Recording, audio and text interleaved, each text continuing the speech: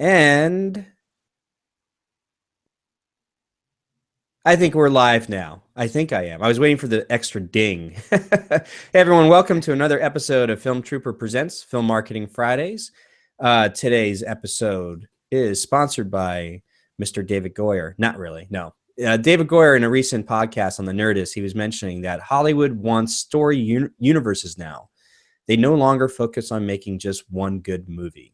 This is David Goyer. He's written everything from the Blade movie series, all the Dark Knight, Batman films, Dark City, Batman and Superman versus Superman coming out. So his world is, understands the mega blockbuster world, but he's even admitting that the Hollywood suits and the studios, they're no longer looking for one movie. They're no longer looking for a trilogy.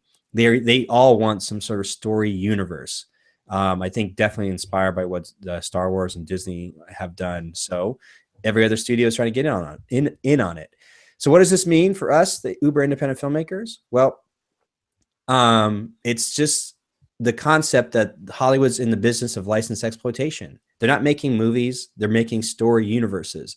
And they want those universes to be able to exploit that license ad infinitum, like everything from merchandise to TV shows or whatever it might be. And George Lucas is the perfect example of explaining that when he says that all the money's in the action figures.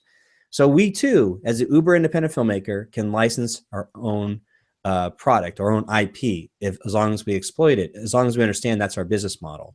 And you can learn more about that in the new book, How to Make and Sell Your Film Online and Survive the Hollywood Implosion While Doing It. It's available on Amazon as a paperback, in Kindle book, and an audiobook. So just head on over to survivetheimplosion.com. That's survivetheimplosion.com. So today's episode is totally different than wasn't expecting coming out of left field here, but it's how to market yourself as a stunt performer. And I am joined today. First, let me click off this screen so you can see my big fat head. Hello, everyone. My name is Scott McMahon. I'm a fellow film trooper over at filmtrooper.com.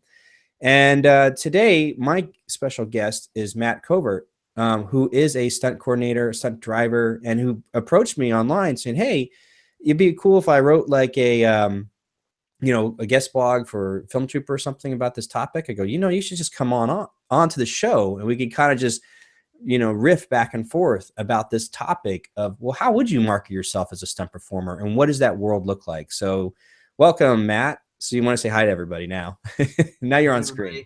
Oh, thank you. Thanks for having me on, Scott. This is going to be fun. Definitely. Now we were talking earlier, but where are you located right now? I'm in central Maine, USA, Northeast USA. And I am over in Portland, Oregon. So we are complete different, spectrums of the country right now. But it's very cool that you're hanging out with me on a Friday night. But you sent some great, sort of bullet points because I want to kind of pick your brain and what it's like to, get work as a stunt performer, stunt driver, become a stunt coordinator, and so on. So before we get too far down the line, can you give us a little bit about your bio and how you ended up? Was your first love race car driving and then it got into like movies, or vice versa? Actually, it was the opposite. I kind of started in stunt driving, and I went to a professional stunt driving school in New Jersey, and I did a bunch of different things. It did work, didn't work, and eventually passed around a demo that I made, and it got picked up by a stunt coordinator who hired me for my first gig on the History Channel. And it just kind of goes from there. And I'm sure we'll get into how important relationships are, but I Yeah. still work with that same stunt coordinator 7 years later. So Nice. and then I started getting into race car driving. Two totally opposite driving worlds. Really fun. So Definitely cool. So let's go through your questions. And so I'm going to switch over to the screen. So you might see black for a second. Okay, cool. So you see this. So tip number one, we're going to talk about, well, what can you expect before jumping into the industry and what to avoid? So let's ask you that. Like, what are the misnomers people have if they're thinking about becoming a stunt performer? How would you help us with that number one tip? yeah, for sure. I think there are a couple things people need to understand, like, right off the bat before, before even jumping in. And the first one is, and I'm sure this is industry standard, regardless of what type of, role you play in film, is just don't ever lie about what you've done or what you know or what you're capable of, because that stuff gets passed around so fast. It's such a small community. And I think it was sometime last year. There was a girl who did a very small part in one of the Fast and Furious movies. Mm-hmm. And she made a big deal about how she was one of the stunt drivers, and blah blah blah. And she wasn't. She never did any of that stuff. And man, that got passed around the industry so fast. And she'll never ever work again in film, which Yeah. is a huge bummer for her. Um, but yeah, so you definitely want to be totally honest about what you've done, and that's just always the first thing I always say to people, because people get excited and they don't understand that everyone knows everyone else. Like I'm in, I'm local to Boston, which is where I get a lot of work, and there are a lot of people I've never even worked with in Boston, but I know everything about them.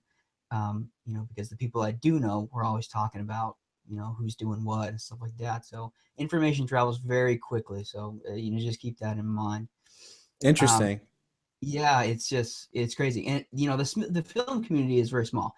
But when you break it down into an even smaller community like stunt guys, there's probably, I don't know, probably 20 of us, in the Boston area who get all the independent work. So it's it's yeah, it's really important to keep your nose clean in that aspect. Yeah, it's So fascinating. Fascinating. So let me yeah, um yeah.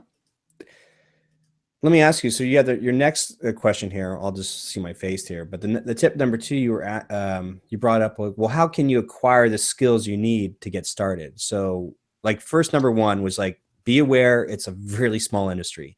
So like Oh, film, absolutely.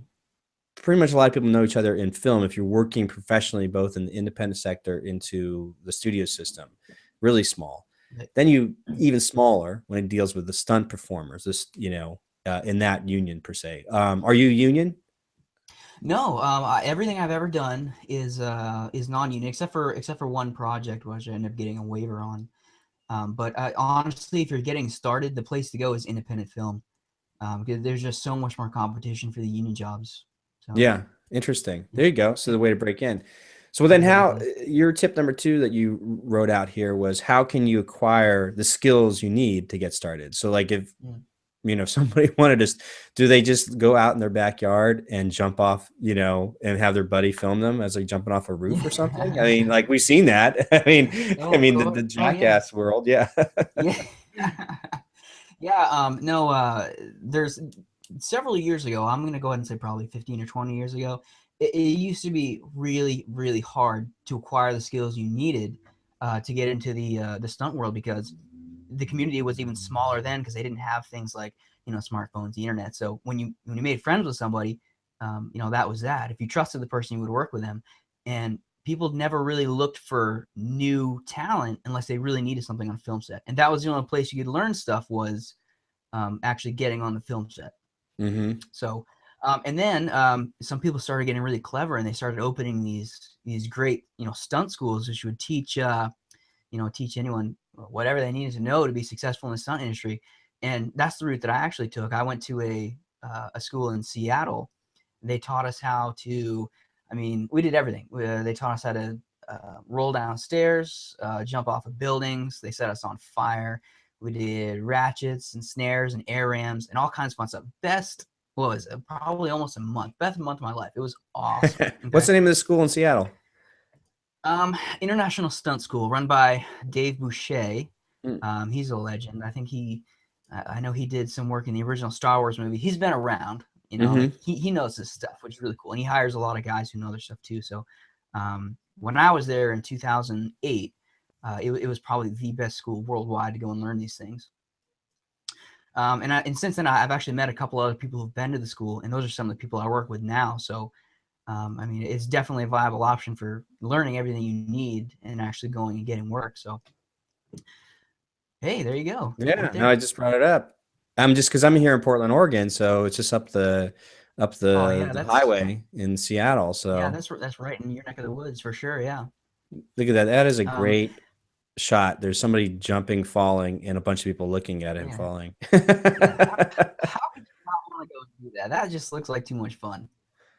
Look how everybody's really good shape. Well, maybe some of them are, but anyway, Oh yeah, yeah.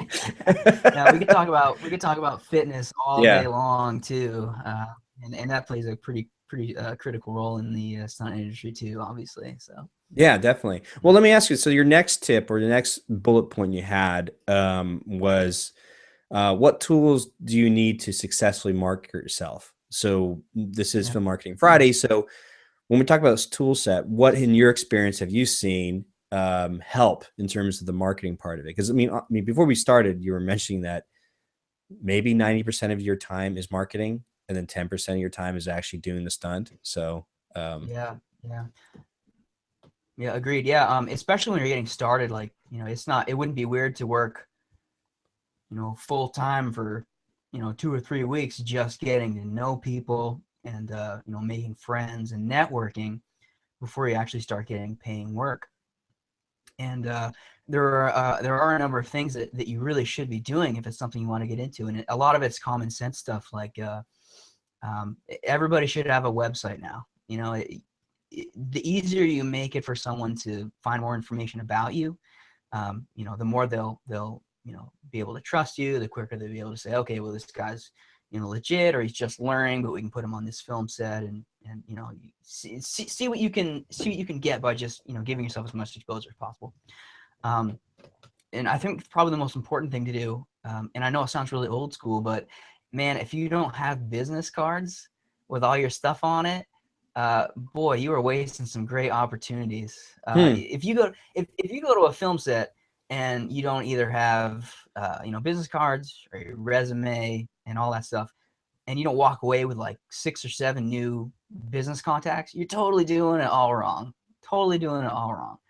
Um, and I have met quite a few people I've ended up working with just that way. It's really old school. Everyone's all about well, what can I do on the internet? Well, no, you just need to get out and talk to people face to face, because that's how you It's build a relationship. it's actually interesting that you brought that up because just recently at the last this week is the American Film Market in Santa Monica, and I'll be Okay. down in California, next week for the tail end of it. But last year I was there. You'd be amazed that the American film market, where people are buying and selling films, the use of social media was almost non-existent. Where I've been at other Hmm. conferences and events where people, or you go something like South by Southwest, in terms of that's what made Twitter.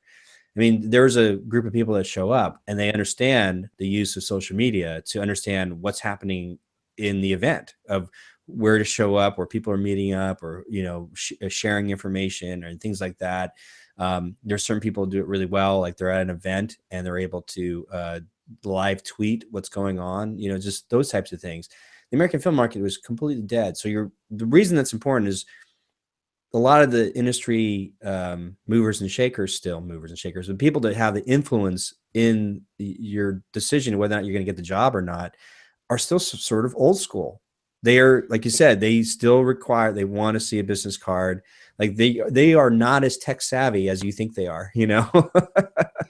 And that's exactly right. I'll tell you, I recently did, it was probably about a month ago now. I just did a really cool short, and a coordinator hired me. And this guy is legit. He used to live in the LA area. He's been somehow made a living in the Midwest doing film and entertainment. The guy's been around. He's really clever, and he just, I think it was 2 or 3 weeks ago, just got his first smartphone, which he was all excited about. It's So amazing. Yeah. I know there's something to be said about going old school. Get out your Rolodex and start taking notes, and that's the way to meet people, because people don't realize that the people in the industry who can actually hire you, guys who are trustworthy enough to be stunt coordinators, they're all way older than the rest of us. Yeah. Yeah. And It's they true. just don't connect with people the same we do. So you have to kind of, I don't want to say, go down to their level, but you have Yeah. to connect with them in a way that makes sense to them. So Right. I mean, and they're probably not on social media. I mean, it's interesting, but exactly. if you could find like their address, and you could actually send them mail or a letter or Yep. introduction letter, Yep. it's at their offices. I mean, Yep. I mean, way back in the day, that's what they used to do for screenwriters, sending query, letters and things like that. And now everybody's just operating online, but in the world of the stunt performers, I could totally see that, where there's that group of people that are some are probably savvier than others, but you're right. Still understanding the ecosphere, or the structure of like who's hiring who, and then how do Right. you communicate with them on the method that they like to be communicated with. Right. In, Exactly. in business, they have the same thing too. Like it's like certain people prefer just being a phone call, and other people like email, other people like letters, other people like text. It's like, so knowing who that influencer is and knowing how they prefer to communicate, you just have to adapt yourself to that method. So, like that's sort of just any networking, any, reaching out and connecting with somebody who has an opportunity to expand your career. And so with that Yeah. said, you actually, tip number 4, you had asked the question of how do you let people know that you've entered the industry, and how do you build your network? So we can kind of get into this more, Right. like when I love that when you says, well, how do you, okay, I'm ready. I've gone to school. I'm fit. I know how to do some stunts. Like, how do I enter the industry and let people know, like, all right, I'm here. And then we can go down like some of the basics of what the experts tell us about networking. So Right. what's your take on it? Yeah, well, I mean, it's just like anything else. If you have a great skill or a great product and nobody knows about it, what good is it, right? Um, Yeah. we're lucky enough now so that, email's been around long enough so that even a lot of these old guys have gotten an email. Like, some of them are still on, Juno or Hotmail or whatever the old Right, ones are, right. but they're still check them on a regular enough basis so you can get in contact with them. And and that's one tactic that I use a lot is email, because it's so quick. You can make a form letter, just fill in the blanks and send it out to as many people as you can find. But the trick becomes, okay, well now I have a strategy. I'm gonna just email all these great stunt coordinators. Okay, well, where do you get their email from? You know, Yeah. and and and that's where you really start to have to get creative. And man, I'll tell you, and I'm sure it's the same on your end. If you're not hustling, you're just not gonna make it work. Being successful in film, it's all about the hustle. You got to be creative and think of new ways and all this stuff. So, what I did when I was getting started, you can use there's a ton of free resources out there. And one of the most powerful assets that I've ever come across is the film office. And every state has a film office. It's a Ah, section of their government, yeah. and each one of those, I'm sure you know, they have a production guide, and the production guide lists every service or talent or person that a film might need in that local area to get the job done. um, Most, stunt coordinators or stunt performers who know what they're doing will have themselves listed in that directory, so it's easy for people to find them. And if you want people to find you, you're going to leave your contact information. So what I did is I went, I started in Boston, went into the Massachusetts Film Office, and I made a huge list of all these people in these directories. Okay, stunt coordinators, people who can hire me. So I started with them first. Okay, so you make a form letter. You say, "Hey, I'm this person. I just went to training out here. I've done these projects. Please keep me in mind for if you have any future projects coming up. You need someone who can do this and this. List your specialties and whatnot." And I think that a lot of people don't do that. One, because they haven't thought of it, or two, because it's kind of like cold calling, which I think Yeah. a lot of people are kind of scared of. But you just have to keep in mind, the community is small, and people are generally pretty cool. I got so many great responses like, "Oh, hey, thanks for reaching out to me," or "Yeah, I'll definitely keep you in mind," or "You should talk to this person." So it's definitely good to at least, even if you don't get work out of it, you can email probably 100 people, and maybe get a couple gigs out of it, but it's totally worth it. Yeah. And once you finish with a stunt coordinator list, you move on to your, stunt performer list. And those are, other guys like yourself who are maybe just getting in, or who have been in for a while and may become stunt coordinators soon. So it's always good to connect to these people. So you reach out to them and say, "Hey, I just wanted to say, hey, I'm this guy. I'm new to the industry.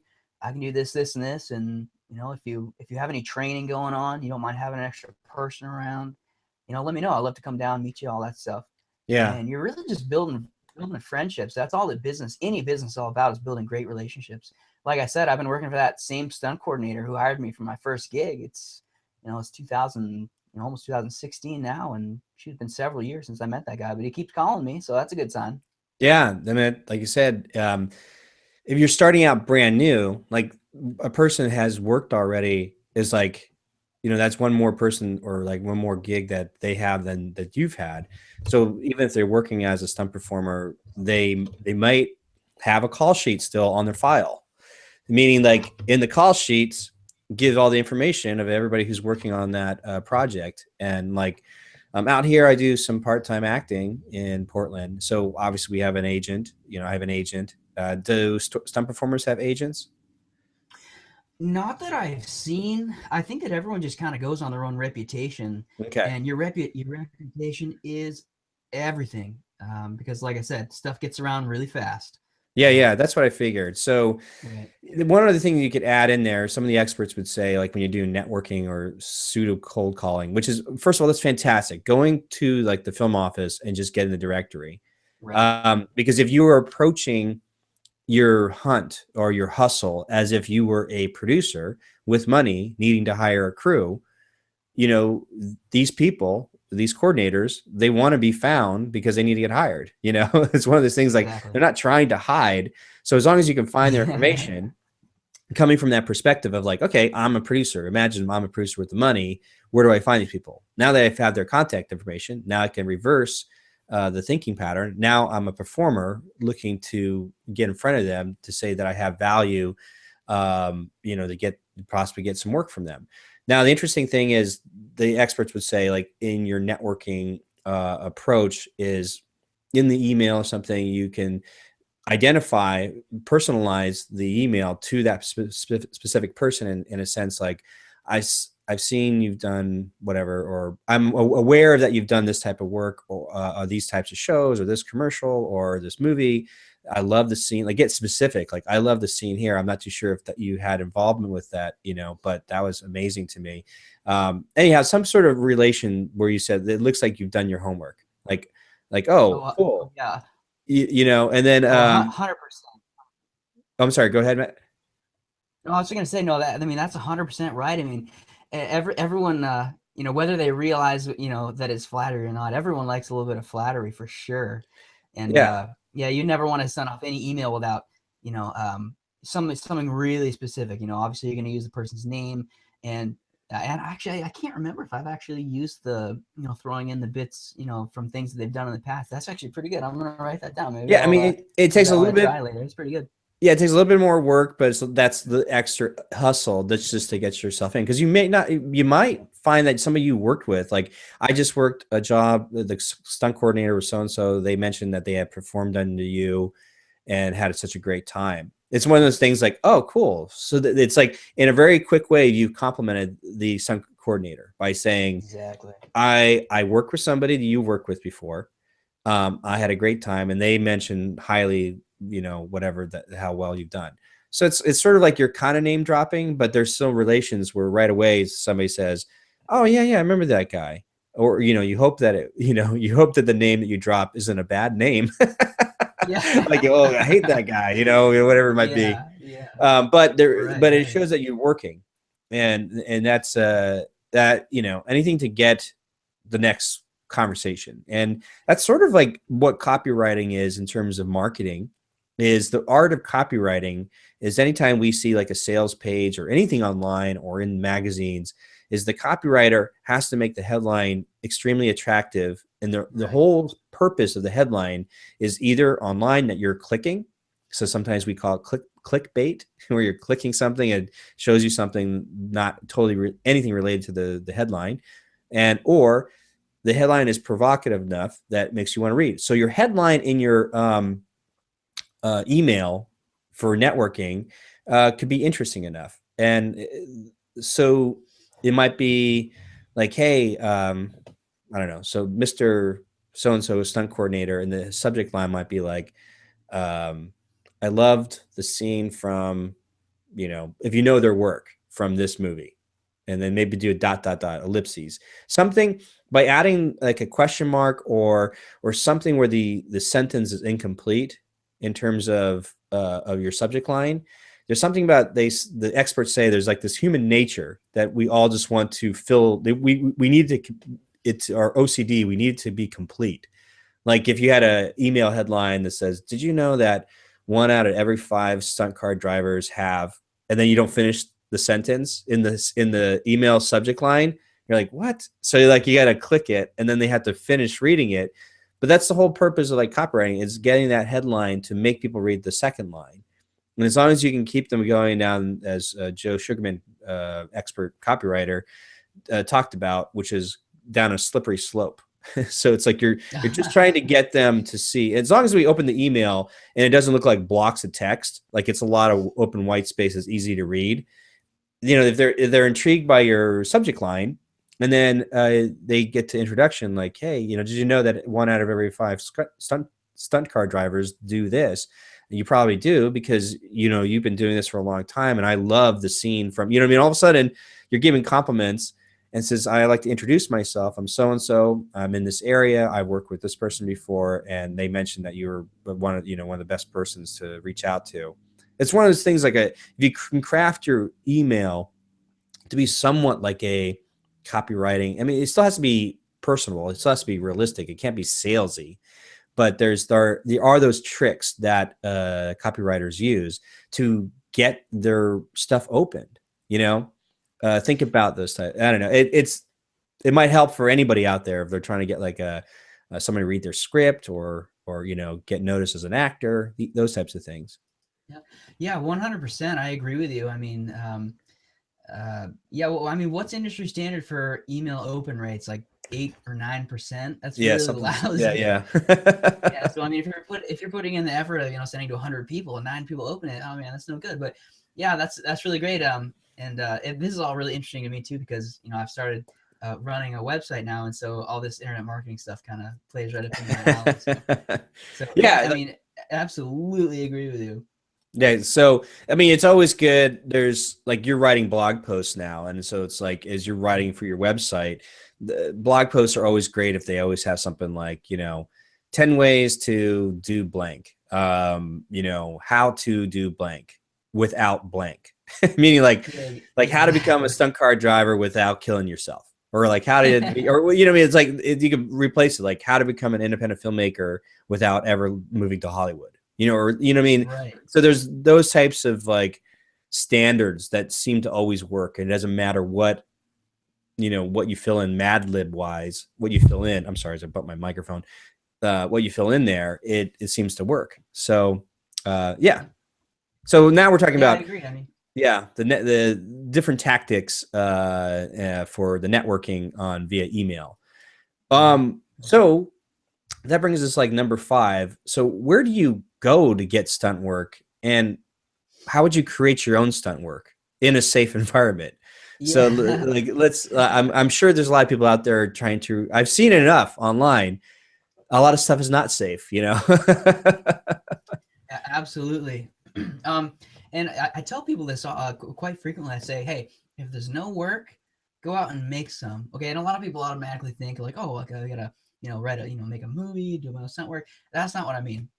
There are a lot of people out there who absolutely need a stunt professional on their set. They just don't know it yet. Like you said, I mean, especially people who are getting started, they think they can get away with, pretty much anything. And sometimes you can, but it's just not worth it. So, and along the same lines of why would you want to spend all that time, writing a film just so you can do a couple, stunt scenes or whatever. So the goal is to find people who don't know they need stunt guys. Hmm.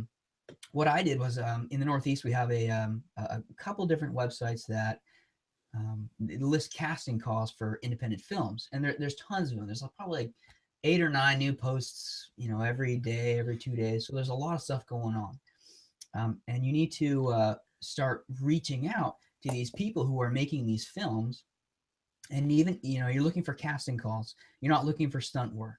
So what you do is you find these listings for casting calls, and you start using the contact information. Say, hey, I saw you're looking for people for this film. I don't, I'm not an actor. I don't, I'm not responding to your casting call, but I just want to let you know that I can do this for your film. It'll be safer.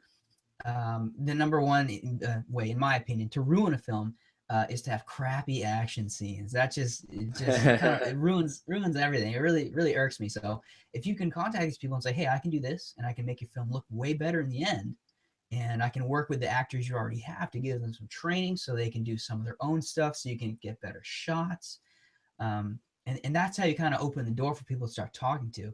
And the response rate on that is pretty great too. And I've gotten the vast majority of my work has been from hustling, doing stuff just like that, where people who aren't looking for a stunt guy all of a sudden are really interested in having a stunt guy. Let me ask you, so first of all, these are two great tips you've given today, which is one, Sure. go to the film office to find out who the legit coordinators are if you're going down this path. The other one is to look for casting calls to help out these independent productions and give that safety and legitimacy to something they may have not thought about. I know here in Portland, there are a few handful of actors that are known in town to have like stunt background, stunt performer background, or they understand how to do stunt fighting. They're in the most safe way possible. So like they become sort of the go-to people in terms of production that happens in town. And so like you, if you see it all the time. Somebody's maybe not be an actor; they just want to be the stunt performer, or who's an actor who wants to get more into stunt performing. They want to be able to know that they have their special skill set. It's like, not only can I ski, I can ski while being burned alive. Whatever it might be. It's like whatever the skill or the stunt might require.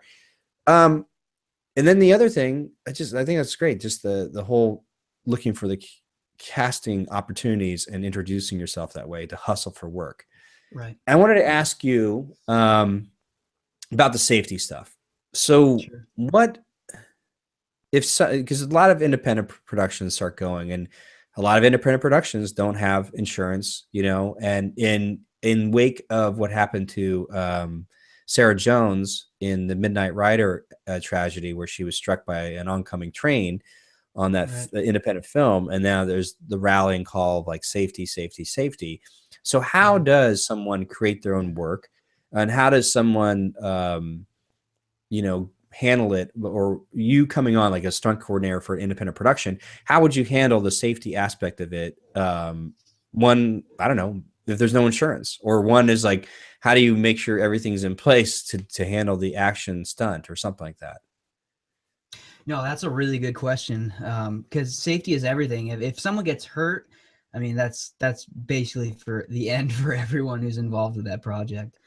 I'll tell you that on independent films, um, probably 9 out of 10, you're going to show up, with your duffel bag, which it has some, just basic padding in it, and that's pretty much all anyone's going to need. A lot of these guys, they either don't have the funding to do like a really cool stunt. If someone calls me up and says, "All right, well, I want to have this, character, fall off a 3-story building," that's not a problem. But all of a sudden now you're moving, a truckload worth of equipment. Um, Sometimes it needs to be rented, and a lot of times independent guys just they don't have the budget for stuff like that, and that's okay. So most of the independent stuff is actually fight choreography, Mm-hmm. and footfalls, or jumping off something that's not really that big a deal, and the safety concerns aren't too bad. I can tell you that it is really easy to get hurt. Even play fighting, because everyone Yeah. gets way into it and they want to look realistic, and then somebody gets hit, and then it kind of gets out of control. But um, when you're getting started, it's pretty easy to mitigate risk at that level. It's pretty much common sense, but it's all stuff that a producer or a director, especially a new one, doesn't necessarily think about. You know what I mean? Yeah. Yeah. I So was wondering too, like, are there, because you were mentioning about like the stunt car driving. What are sure. some of the most basic like stunts performed as a stunt car driver, like that could be done in independent film? Is it just simply like driving fast and then doing like like a screech, or I don't even know what the term is, like in terms of on wet wet asphalt just to like spin or something, just to have somebody be able to like, burn the rubber on the back wheels, just, somebody just might want that effect. Like, so how would you go about doing those types of things in like an independent scenario? Well, I think that the probably the most common thing that you'll find, not only at the independent level, but even higher than that, is driving the camera car. If someone wants to get Ah, some moving footage, all of a sudden you've got potentially expensive equipment that's mounted on really expensive equipment. Driving around in a way that maybe someone could get hurt. So all of a sudden you're not a stunt driver, you're a precision driver, and that's just as marketable because there's a lot of work out there. All those car commercials you see, the brand new whatever bright red sedan, it's yeah, sporty, yeah. driving around. Well, there's a stunt guy driving that car in the commercial, but there's probably 3 more stunt guys driving the cars those cameras are mounted on. There's a lot of industrial stuff like that. I think the other probably the other most common thing is just kind of are you familiar with the first Ace Ventura movie? I can't Oh think of yeah. another good example, Okay. but Yeah, I when am. he kind of going down the road and he kind of slides it like 180, like up to the curb, kind of thing like Yeah, that. yeah.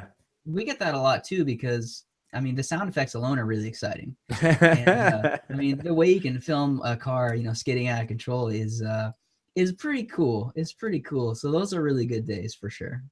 I was listening to, when I was doing the research for this episode, there was a stunt car driver who was famous. I forget his name, but um, he was actually doing, he's older and retired now, but in his youth, he was doing the tour of like demolition driving, Yeah. different types of race car driving, or like stunt driving, where it's like at an event where they're jumping ramps and, Evil Knievel type stuff. Like Yeah. that was his world. So he was part of that circuit.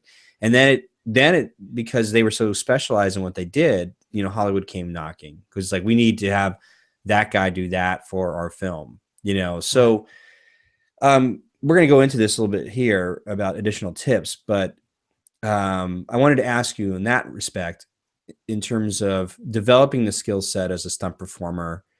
Um, what other fields are out there, like in terms of stunt driving, martial arts, all that type of stuff that people are doing outside of the film spectrum, but then because they're so good or they're specialized in that world, um, can you use that? I mean, common sense says you should be able to use that to mark yourself into the film world. But I was just curious if you've seen more examples like that, or has that changed since this famous stunt driver, which I can't remember his name. I will look it up, but I, I think you're probably talking about Joey Chitwood. I'm not sure if that's him or not, but he that was the one sounds who like a kind of great name. Why not? yeah, he was the one who pioneered the kind of the live, stunt driving thrill show type of thing. And I'm glad you mentioned those shows because that is a vastly untapped area of really cool stunt driving. I went out on part of a tour with the Imperial stunt drivers in '08, and they were doing the same type of thing. They go to the fairgrounds, they crash the cars, they roll them over, they jump it, all kinds of fun stuff. Okay, and I mean, I was able to get a full time gig on their circuit for the summer just by emailing them and saying, "Hey, I'm this guy. This is my demo video, and really like to go out on tour, you guys." And a couple weeks later, it's like, "Hey, sure, why don't you come with us?" And I was like, "Oh, awesome." And a lot of people, they just like you said, they may not think laterally, but you can kind of leverage yourself both ways. Reese Millen is a drifter, a race car driver. He did most of the driving in Tokyo Drift just because he's that specialized. And they say, well, we Yeah. need an expert for this. But it works both ways too. If you're in the stunt industry, like, hey, I've got enough experience to go the other way. Let me get out of the film industry and try and pick up in another type of market with the same skill set. So definitely something that people want to consider. Those shows are kind of going away. I have my fingers crossed. I'm booked on another one this summer, and I hope it goes out on tour because it'll be a lot of fun. I mean, gosh, I don't. It was a couple of years ago. I remember watching Tony Hawk created this Boom Boom Huck Jam thing where it was ridiculous. It's like all these vert skaters Yep. combined with BMX riders, and then they had motocross. So it was like in this Yeah. arena, like all three nuts, all that stuff going on at the same time with some famous punk band. Like they Yep. had like Social Distortion. I saw it with Devo, but it was just this over the, the over this the sensory overload was just insane. It was like, look at all this and all this stuff going on, and then you know more motocross riders or stunt guys are just amazing to me.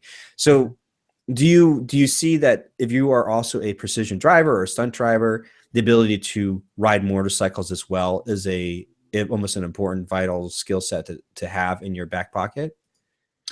Well, those two skills, Yeah. stunt driving a car and motorcycle riding, they cross a little bit.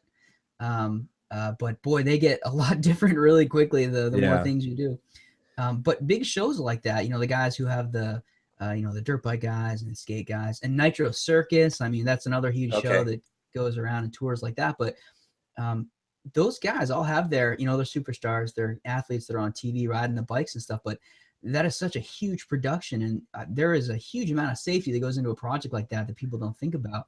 And if you're looking for work, I think it'd be a great idea to reach out to that production and say, "Hey, I'm a pro stunt guy. I know, all your actiony sequence, type guys are already doing their things, but, I would love to be a crew member, help you move stuff around and make sure everything stays safe and stuff like that." Because there are so many behind the scenes guys who are getting paid great money who aren't necessarily getting the glory, but they're definitely inside that action world. Interesting. That's really Yeah. fascinating. Yeah, Hey, man, let's it's all about the hustle. You just got to yeah, think of these different ways to get there. definitely. And just well, it almost sounds like if you're in the world of being a stunt performer, obviously safety's there, but Yeah. the adrenaline rush is, maybe the allure to it in a calculated way. And so the same principles or disciplines can be applied to hustling for the work. You're like, oh wait, you know what? I could Exactly. do this. Yeah, it's good for your movie, no problem. Oh wait, there's an event. I'll help over here. Oh wait, there's a tour. Whatever. Like, let me help. Yeah, it's like a certain skill sets to be applied across different industries, which is fascinating. Right, Um, exactly. I want to go to this next stuff here is the slides. This is some additional tips. Doing, like I said, doing some research for this episode.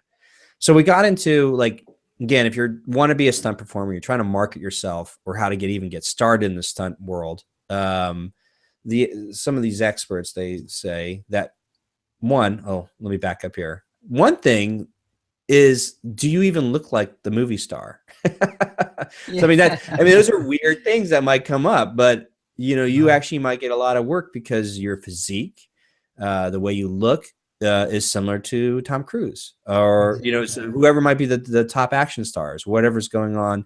You know, sometimes now they do it digitally where they take the face and put it on top, but still, if you come pretty close to looking like one of the top action stars, you might find yourself working just because you look like the person.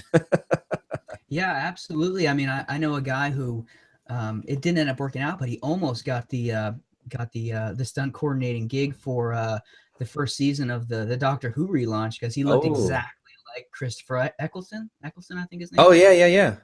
And that was basically and the fact that he had a lot of stunt experience, but that was really the defining factor for him, being up for that role. So I mean, if you're lucky enough, then shoot, more power to you.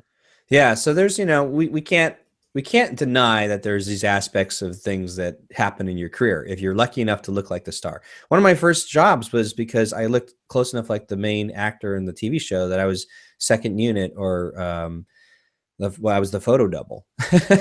Yeah. So just because I look close enough like the guy, so that's one of Yeah, my, gave me unfair advantage. exactly. Um, the one thing they also recommend, like if you want to start out as a stunt performer, you might want to start out as an extra.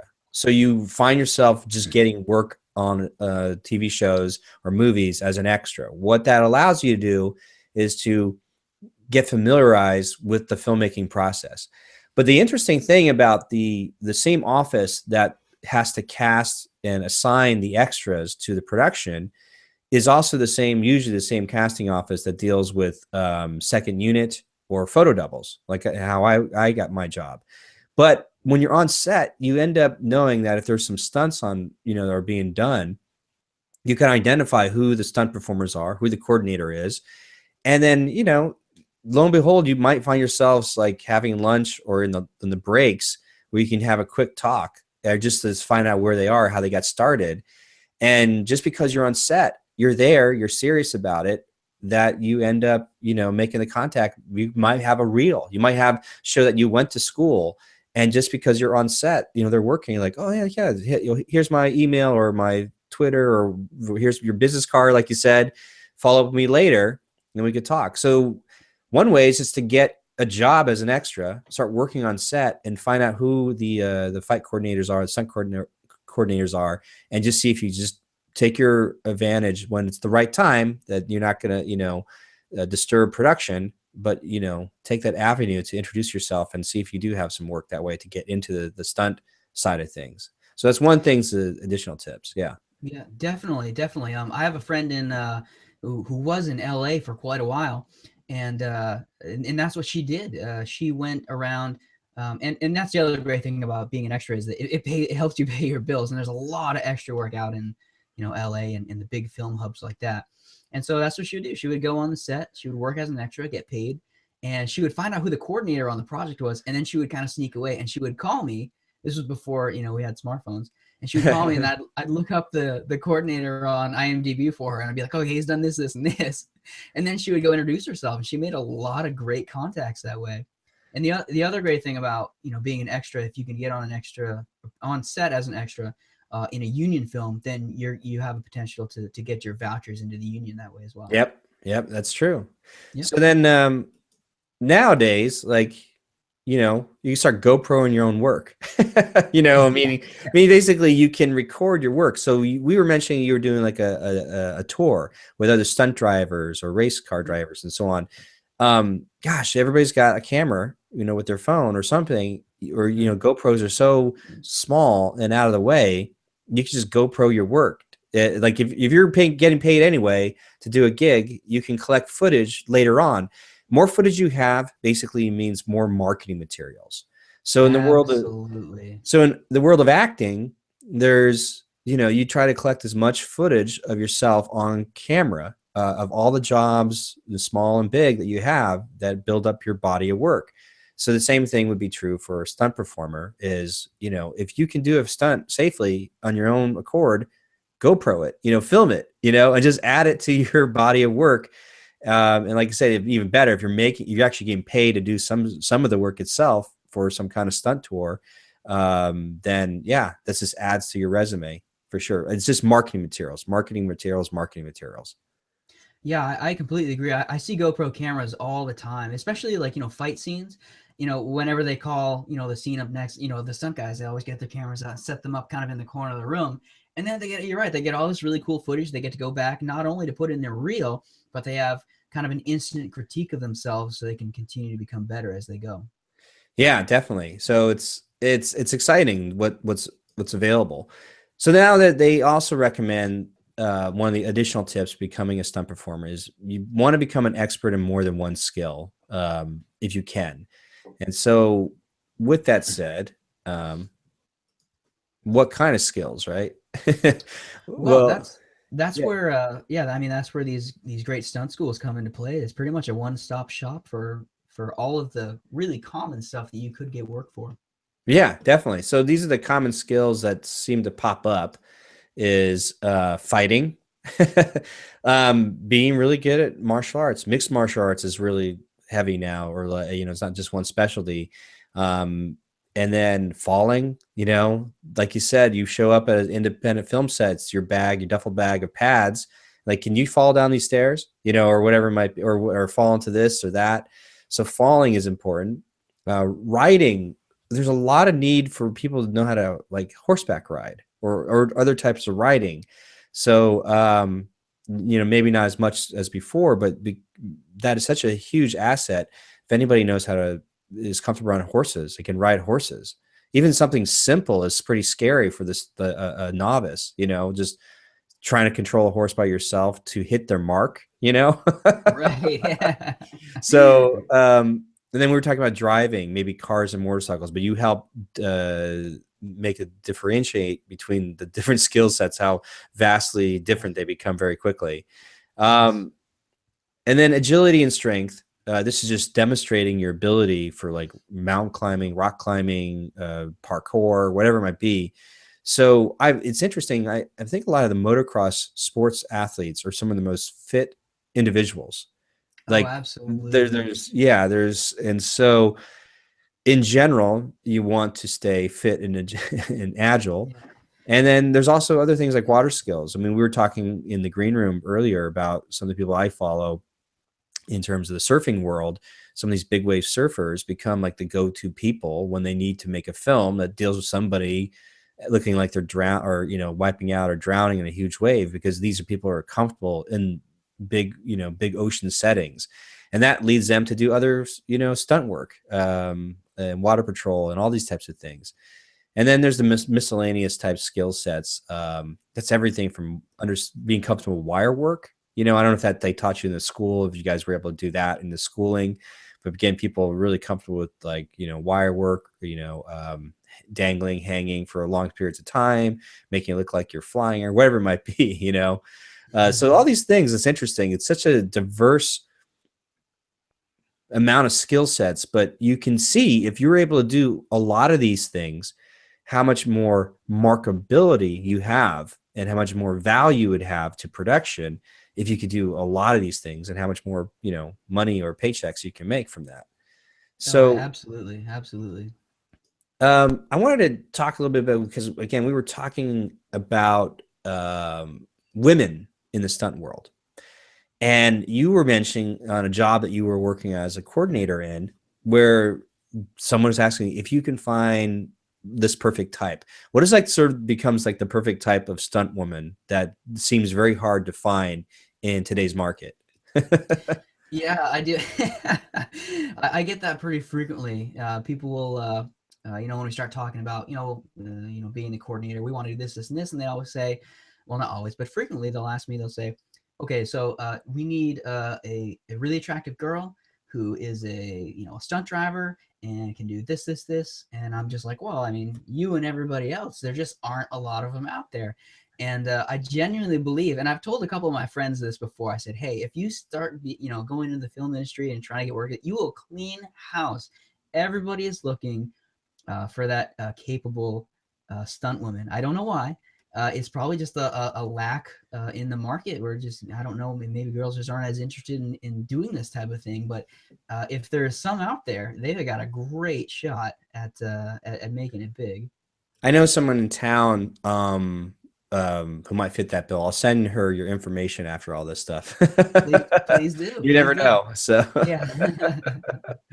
but yeah, it's fascinating because I think in the some of the early films of Jackie Chan, his fighting crew that he had, where he did all the choreography and stunt fights and so on.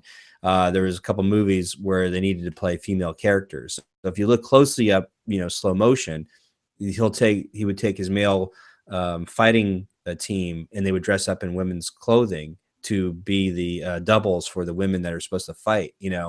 Um, so you see that sometimes where a male that has a certain physique will actually have to dress up as a female for that stunt, doubles performance and things like that. So Right, right. And that's always a pain for the coordinator and the director and whoever else is involved, because a lot of times you can't pull it off as well unless you have, just the right size guy.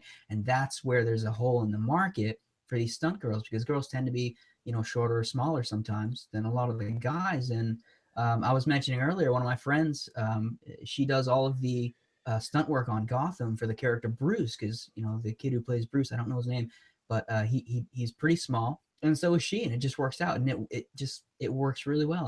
I think that like I said, I'll say it again, if girls wanted to get into film, there's a lot of people looking for someone who are smaller in size. So yeah, that's a good point, because you're essentially saying like, we need smaller people that look like children, that could do the yeah, stunts. I think I was watching Insidious, the second one, chapter 2, and they had one of the ghosts. It looked like a little boy, but it wasn't. It was this tiny woman, I think, that played this yeah, character. And those are very specialized, people that can do those types of things. It totally makes sense. If you have somebody who's an adult who could do stunts for the child, that makes that makes it totally work. Yeah, it Um, does. I also want to kind of talk about we you don't have to give too much away without ruining any reputations or something like that. But there's something we can't ignore, which is the politics in terms of every industry. Every career has some sort of inner workings of how the politics work. Um, I'm assuming there's a lot of male stunt coordinators, like you said, and very not as many female coordinators or female stunt performers.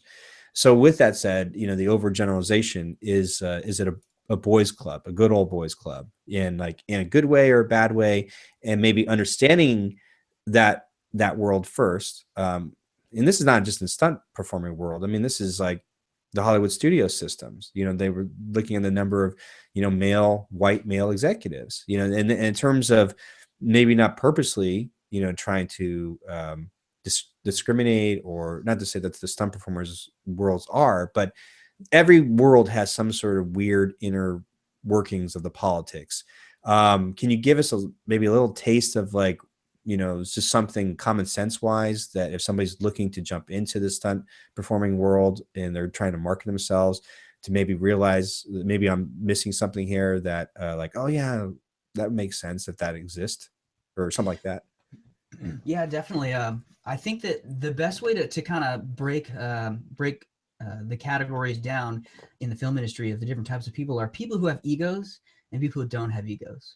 There you Um, yeah, go. and I will say most people in film, if they're doing any type of work that's not grunt work, that I found that they normally have some degree of ego. I know I'm not going to throw anybody under the bus, but stunt guys are really interesting because I very, very rarely encounter a stunt guy who has an ego problem or or a problem being a loudmouth or bragging. The guys that I work with and know are really humble. They're experienced. They're quick to listen. And that's one thing you really need to understand when you're getting into the film industry as a stunt guy. I get this. This is the thing I get the most all the time. You meet somebody new who's not in the film industry. You introduce yourself and you say, oh, well, I do stunts in movies. And then this person, because they want to impress you, they go off. They go, oh, I'm this crazy guy.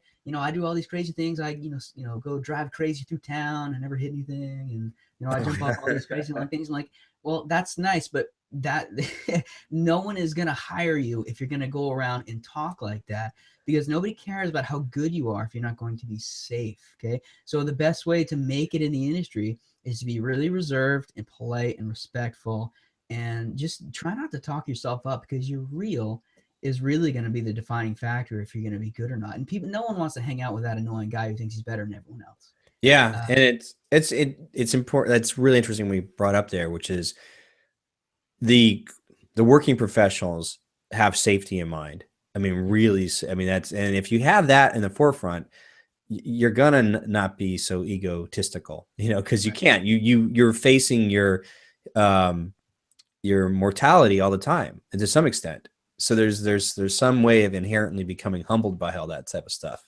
So Yeah, exactly. The industry is very good at filtering out those people. It just kind of happens naturally. I wish I could explain it a little better, but those people don't get work, and thank goodness, because we're all safer for it. let me ask you, what was the moment that you wanted to like go fast in a car? Well, I grew up watching the Dukes of Hazzard television show, Yeah. uh, and it is so much fun, that show. I love that car. It's just going all over the place, and it's always sideways. And the more I watched it, I was just kind of like, why is that car going sideways and not crashing? So you think about it and think about it, and then eventually you go try it, in the snowy parking lot somewhere, and it just is so much fun, and you instantly get hooked, and that's what I was. And when I was in Seattle, I actually got to work with Steve Buckley, who was one of the original drivers on that show. That was my crowning moment. It wasn't on a film set. He was training me, but man, that was the cool. I think that was probably the coolest part of my career, was me meeting that guy. Wow. What was the first sort of stunt that you were able to pull off on your own in a car that made you go just like, hoot or whatever? What was the reaction from it? Or what even called a stunt? Was it just a simple slide out? Yeah, basically, you're driving, in a straight line, just it doesn't even have to be fast. That's what's so great about snow is that everything happens so slowly and you don't have to be going quickly. But basically you go and you just pull the e-brake up and the car will just start to spin in either direction. And that's the moment where you go, aha, that's your aha moment. And you go, now I understand why all this stuff is happening. Oh my gosh, it's so funny. I had years ago, my younger brother's always been into like cars, growing up in Southern California. I think he had like a 68 silver Corvette that he refurbished and he sold that, got some other car. And there was a time where he needed to move his apartment. So he needed to borrow my truck. So I was stuck with his car for a couple of days. His car was like this Toyota Supra twin turbo engine, like Awesome. totally, I think, illegal on the street. It's like the stuff in Southern, those people, in Southern California, but they have illegal street racing, and so Yeah. I have a feeling my younger brother was part of that circle. But anyway, you didn't tell me, but I'm driving this car, and like in Southern California traffic, I mean, it's like huge freeways of like 5 lanes, and they're not highways, not 2-lane highways, like big 5-lane, wide open, and you're used to everybody's like going 70, 80 miles per hour anyway. That's like the Right. standard.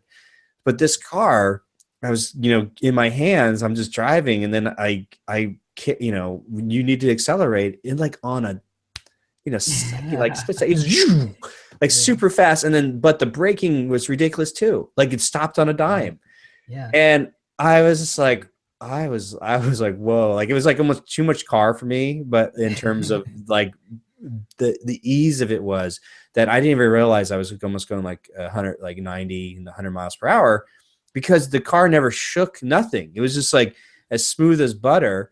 But I'm Right. looking down at this, speedometer going, oh my God. Like, and, my brother's gone and had an opportunity like to race speedways, when you pay to do those types of things. So, Sure, sure. yeah, there's a thrill of it.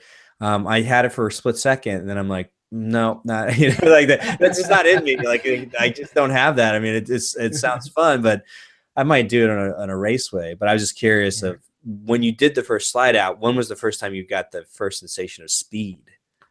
Oh, yeah, that is a really good question. Oh, that is a really good question. Uh, I'm pretty cautious. My nature is to be cautious anyway, so I never speed on the street. I don't like it when people do it. Every time someone rides with me in the car, they're like, "Dude, aren't you a stunt driver?" I'm like, "Yeah, but I'm still alive, and this is my Honda Civic, and I like it that way." But probably the first time was actually at it was the Drivers East High Performance Driving School in Wall, New Jersey. What a great school, by the way. I got to say, the guys who were teaching there when I was there, they had just done filming Spider-Man and Bourne Ultimatum, and all these guys are at the top of the food chain in New York, right? So these are the guys who are actually, full-time working in the film industry, teaching you how to do it too. And they rent part of the runway down there, and they have their own cars dedicated, and it's awesome. And you get that speed, and they'll show you how to slide the cars around and do a little drifting. And that was really it for me. I was like, okay, well, my cautious nature, I can let it go here because this is what this place is for. And after that, if someone wants to be a stunt driver, I highly recommend it. But you have to have a place to practice. You have to have permission to use it. You have to have a dedicated car and all that stuff. All the guys going out on the straight doing the stuff like that. I absolutely do not endorse that at Yeah. all. Yeah, interesting. I know that I think Bobby Orr has like one of the Yes. most famous like race Yep. car, stunt car driving schools there is, I think, Yeah. in like Florida Definitely. and I think it's another place. I think it's on both coasts. I think it might be in Oregon, actually. I think that kind of comes to mind. I'm not sure. I can see that. There's a lot of open land over here. Yeah. Some good old Yeah, boys. for sure, for sure. Well, listen, I can't thank you enough for coming on. It was such a unusual, like out of the norm request in terms of just reaching out about this Sure. topic. But I go, yeah, this is a really kind of an interesting thing, and you do see a lot of independent filmmakers going out there and having some sort of action scene. I mean, there's more and more of it now. It's there, gosh, some of those independent like fight scenes I've been watching, just people that are comfortable in sparring, then deciding to choreograph just the fight scenes. It's just bananas. So Oh, for sure. it's Yeah. definitely, I think, a topic that was worth exploring. So thank you so much for coming on. Yeah, thanks for having me. I appreciate Cool. So let me do a little bit of paying the bills here, meaning it. that um, there's some graphics here. So for anyone who's stuck around this long, then I say don't go away empty-handed. If you're making a film, you might want to get some video on demand sales projections. If you're trying to build a budget for your next film, if you also just want to know like what the realities are on video on demand and digital downloads, then you can get this free digital download and VOD report over at freevodreports.com.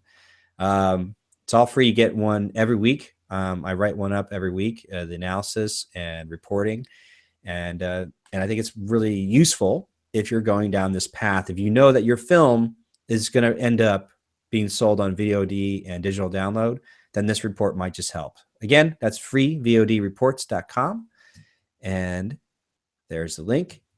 And that's it for this episode of Film Trooper Presents Film Marketing Fridays. I'm Scott McMahon, and we can say bye to Matt. Thanks for coming on. You can say bye, Matt. Yeah, thanks for having me, Scott. Great. Thanks, everybody. I'll catch you next time.